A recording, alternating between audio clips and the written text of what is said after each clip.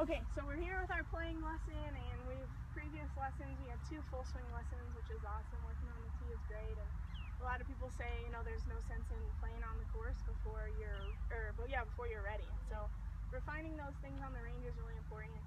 One thing that's also important is to kind of accept the fact that that range swing sometimes is a lot more confident and trusted than the swing on the course. So one thing I want you to think about when you're playing is you kind of don't always have to have the same expectations for yourself. Understand that range swing is going to be different than the play swing, and try and transfer some of those skills. And that's why we practice, is so that when we get to the course, it's kind of automatic. We don't have to think about it, right? It's just a learning skill. So kind of what we talked about with like setting realistic expectations. Yeah, exactly.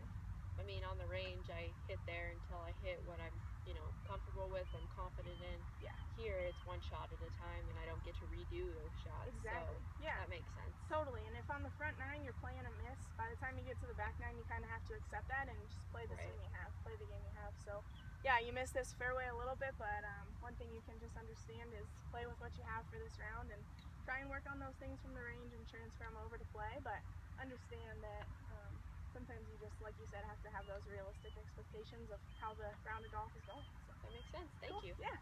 Jamie, so I know you haven't had a lot of time lately to play a ton of golf, but do you know in your last couple rounds how many putts you've had on average? I don't really know. A lot. No, that's okay. Many. Yeah, no, that's all right. So what I want you to do this week is just try and get out and play like either 9 or 18, whatever you have time for. Okay. And just keep track of how many putts you have. Okay. And then not only that, but the putts that you missed, track whether you left them short or you got them past the hole. Okay. So try that, and then when we meet next week, I'll ask you what those are. So awesome. Keep track of Thank that. you. Yeah, of course. So we've worked a lot so far on some mental things and working on think box, hit box. And so this is one tool you can use in kind of a process for practicing or playing that you can use, and it'll even help you when you're on the course, but especially when you're on the driving range, to help you use those skills and routines that you use on the course and kind of practice that on the range. So this process is 5 steps, and it starts out, the first step is kind of just evaluating what you want to do and what shot you want to hit. Okay. So you can kind of have a goal for this shot and establish what your numbers are. So when you're in that think box, you're thinking about the wind, you're thinking about your club selection, your shot selection, all those things.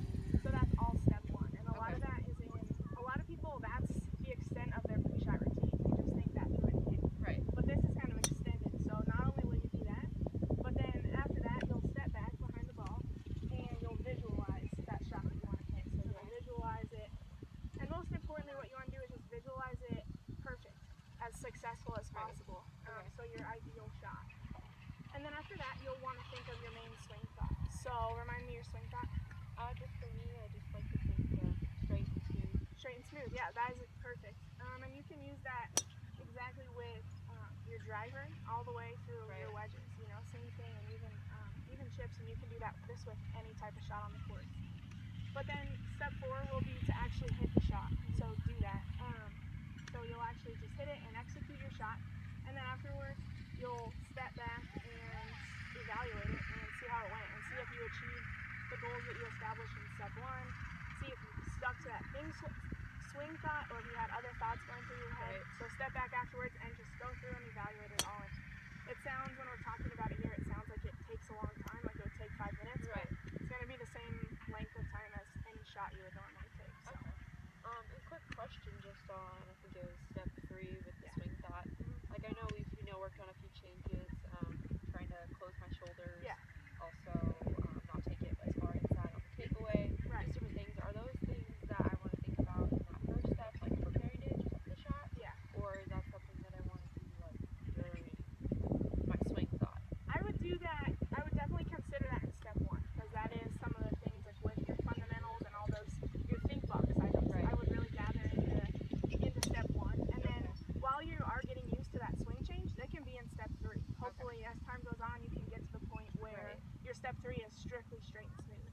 But right now, you can definitely think, okay, my pre-swing is to have my shoulders where I want them, and then your in-swing